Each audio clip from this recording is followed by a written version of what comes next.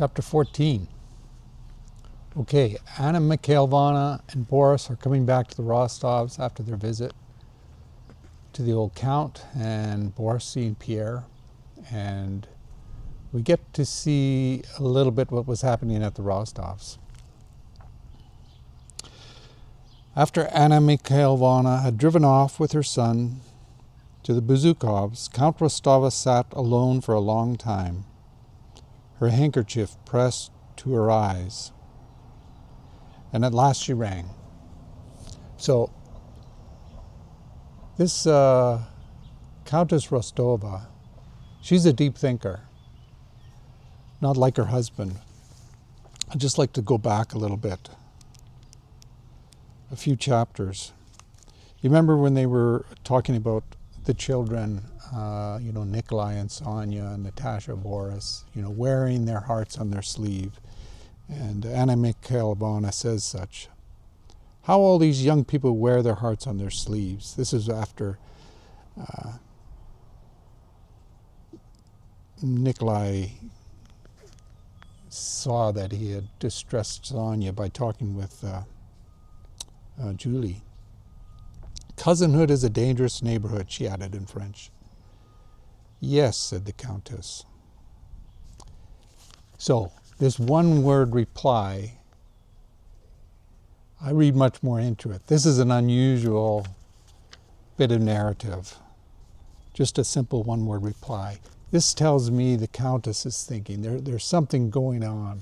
And what's she thinking of? She's thinking of the future of her children, especially Nikolai at this time, the potential, the possibility, or maybe the dwindling possibility of him perhaps marrying a princess that will secure their future, their financial future. Because remember, they've been talking about, the way the financial situation is, the way her husband's kind of sort of out of control with his lavish spending. They're for sure to ruin. And here's this context of Nikolai and Sonia, obviously in love with each other. And the Countess Rostova wondering about all these permutations. He's not quite ready to marry, but it's getting close. And then a few pages later, we see a similar, very thoughtful interaction when Anna Mikhailovna is just expressing her financial struggle. She doesn't know how she's going to gather this money to pay for Boris's uniform, and this is just after the Countess was confiding in her. Yes, our own family, I don't know what we're going to do. The old Count Rostov, he's not spending the money very well or being very prudent about it. And Anna says, I shall have absolutely no way of equipping him after this long explanation. The Countess, moved to tears, pondered in silence. And so, what is she pondering? Well, we get here in this chapter 14. Upset by her friend's misfortune and humiliating poverty, she calls for the Count. And the Count comes in, waddling in and approaching his wife with a slightly guilty look, as usual. He knows, it seems to me, he knows she's the smarter one in this relationship, if there is one. She's thinking on permutations and levels that, maybe he's aware of, but she's grappling with all these these, talking about her children's future, also with the emotional burden of what she's all gone through, all these financial implications and permutations. So the Count knows maybe he's to blame and approaches his wife with a slightly guilty look. And then she implores him, I need some money. And he says, okay, quick, how much? And she says, actually, I need quite a bit. I need 500 rubles. And she doesn't tell him what for, which is interesting. I need 500 rubles. And immediately, right away, he's like, okay. Like, he knows he's been the one, she's the thrifty one, he's been the one kind of out of control with his spending lavishly. And immediately he calls their kind of like their house accountant sort of thing. He's called Matenka. Natemka, here's what I want, my dear boy, said the Count. Bring me, and he thought for a moment, yes, bring me 700 rubles. And so she asked for 500, and I don't know, do you get the vibe here? He's like, it's his way of kind of like, oh, absolutely, 500, it's a lot of money. And he's like, bring 700. And this is just his nature. He has this generous nature, but it's also with his wife mixed with maybe a tiny bit of shame, and it's kind of like whatever she wants, she will get. You really get this sense he has a lot of admiration for her. And so Matenka's like, well, when do you want it? You want it right now? Yes, I want it right now. Get it right now, please. And make sure they're nice, crisp bills. What a treasure Matenka is, said the Count, adding with a smile when the young man had gone. Nothing is ever impossible. That's something I can't stand. Everything is possible. And so this guy, he's optimistic and generous to a fault. It's something you think he has some self-awareness of, but it's just it's beyond his inability to know how to be different than who he is, which kind of, there's this theme of, what choices do people have? What choice does this old Count have to behave differently? And maybe we could judge him for that. But here in this case, he's just like, he's this optimistic, generous fellow. And the Countess, money, Count, money, how much sorrow it causes in the world, said the Countess. But I'm in very great need of this money. My little Countess, you are a notorious spendthrift, declared the Count. And after kissing his wife's hand, he went back to the study.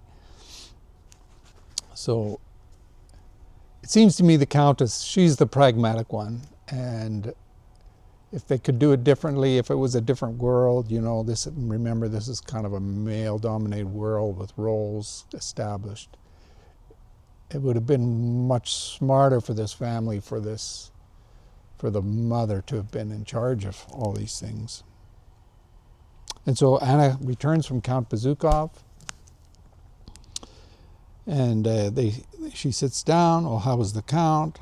Oh, he's in dreadful state. And Countess Rostova, she can't keep it on, held in any longer. See, like she already had, by the time Anna came back, the money was in hand and she had it in her lap. Annette, for God's sake, don't refuse me, the Countess broke in, and with a blush that looked very odd on her thin face, she took the money from under her handkerchief. Instantly perceiving her intention, Anna as sharp as a tack, she knew what was going on, and it was,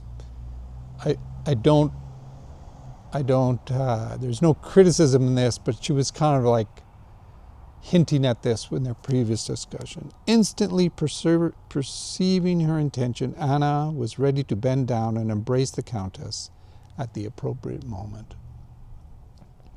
This is for Boris, from me, for his uniform. And this last paragraph is a significant paragraph. I want you to take notice of it. You'll see this writing, this paragraph repeats throughout this novel in various forms, numerous times. And as a young man, when I first read this is one of the things that really stood out to me, and it's kind of been cultivating in my mind. Anna Mikhailovna's arms were around her, and she was weeping. The Countess wept too. They wept because they were friends. They wept because they were both kind-hearted. They wept because, having been friends from childhood, they should now be concerned with anything so base as money. They wept because their youth was over. And they wept because their tears gave them both pleasure. And so, true and true, these are kindred friends. And so the repetition of all these sort of explanations of their embrace and emotion and tears for each other, one, primarily, it just illustrates to us a true friendship, despite, like the Countess said, oh, money, it's such what was her words? How much sorrow it causes in the world, but I'm very in great need of it. She's very pragmatic about it. She's understanding the difficulties and maybe some of the inequalities and the sufferings it brings to people. But there's a pragmatic side too, of which she's kind of both aware of both. The thing about this last paragraph, there's a theme here, and I don't want to get too deep into it now, but just the multiple dimensions, the multiple explanations you can have for someone, and for something, I should say, or some idea, some choice you have, some event in the world. And the more locked in you are to the truth, veracity of your explanation, the more that locks you out of all the others. Why did these friends weep? Well, it's because they were friends. And so here's a true explanation. It is very true, but it's also vastly incomplete. It doesn't really grasp the verve of the life and the story of these people. And so the more we're just anchored to this explanation, actually the more lifeless and incorrect we are in really embracing the whole of it.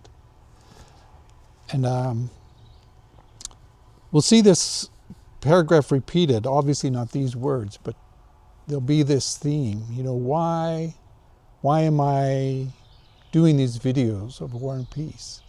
Well, it's because I like the book, So here's something true. Is that a real good explanation? Well, it's sort of not in another way, What's another reason I would do this? Well, I really would like to share just paragraphs like this with the world. They're inspiring to help us think differently. I think it would make a world a better place to hear these type of things. I had a friend go to see the orchestra, and he was just astounded. It's the first time he's been. Just the skill of it. So being exposed to this other dimension just brings something to life that you have not seen before. And if you're closed down to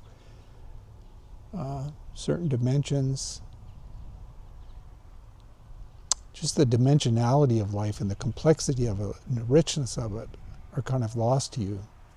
And especially with ideas. You have an idea, and here's the reason why, or here's the true idea. And it's almost, the more narrow and narrower you have this, it's almost for certain you're missing it. And